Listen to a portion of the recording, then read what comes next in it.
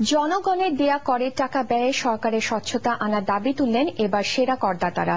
সেই সাথে সরকারের রাজস্ব আয় বাড়াতে কর দেওয়ার পদ্ধতি আরো সহজ করার প্রস্তাব দিলেন তারা। সোমবার ঢাকায় সারা দেশ থেকে বাছাই করা সেরা ৩১৬ জন করদাতার হাতে পুরস্কার তুলে দিয়ে করদাতাদের এসব দাবি পূরণের আশ্বাস দিলেন অর্থ উপদেষ্টা। জুলফিকার আলীর রিপোর্ট। সম্মাননা, রাষ্ট্রীয় সম্মাননা জানানো হলো দেশের সেরা করদাতাদের এই প্রথমবারের মতো।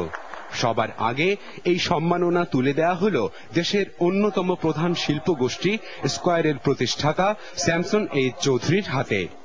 পাবনা জেলা থেকে দীর্ঘদিন ধরে নিয়মিতভাবে আয়কর দেয়ার স্বীকৃতি স্বরূপ তিনি কর দিয়ে আসছেন ৪৬ বছর আগে থেকে, সেই ১৯৬২ সাল থেকে। তবে জাতীয় সম্মাননা নিতে গিয়ে সেরা এই করদাতা জোর দাবি তুললেন সরকারি ব্যয়ে স্বচ্ছতা আনার। স্বচ্ছতার আমাদের বড় অভাব। সরকারের কি খরচ হচ্ছে, সরকার কর নিচ্ছেন, আমরা টেলিভিশনে দেখি সেরিমোনিয়ালি একটা সুন্দর প্যাকেট বাঁধিয়ে প্রধান প্রেসিডেন্টের হাতে দেওয়া হলো। তারপরে যে কি হয় কেউ জানে না।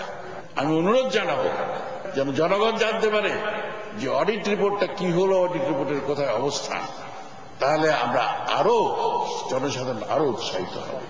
আর রংপুরের শিল্পপতি রহিমউদ্দিন ভরসার হাতে তুলে দেয়া হলো ২০০৬-৭ অর্থ বছরে সবচেয়ে বেশি আয়কর দেওয়ার জন্য বিশেষ সম্মাননা।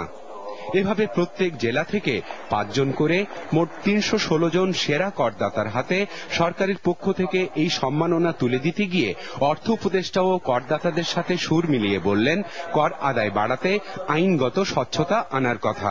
সামগ্রিকভাবে কর আহরণ বৃদ্ধির জন্য বেশ কয়েকটি পূর্বশর্ত আছে। একটি হচ্ছে আইনি স্বচ্ছতা, অর্থাৎ কর সংক্রান্ত যে সমস্ত আইন আছে সেগুলো সহজ হওয়া উচিত এবং স্বচ্ছ হওয়া উচিত। আর এই সব পদক্ষেপ বাস্তবায়নের কাজ এরই মধ্যে শুরু হয়েছে বলে জানালেন অর্থ উপদেষ্টা।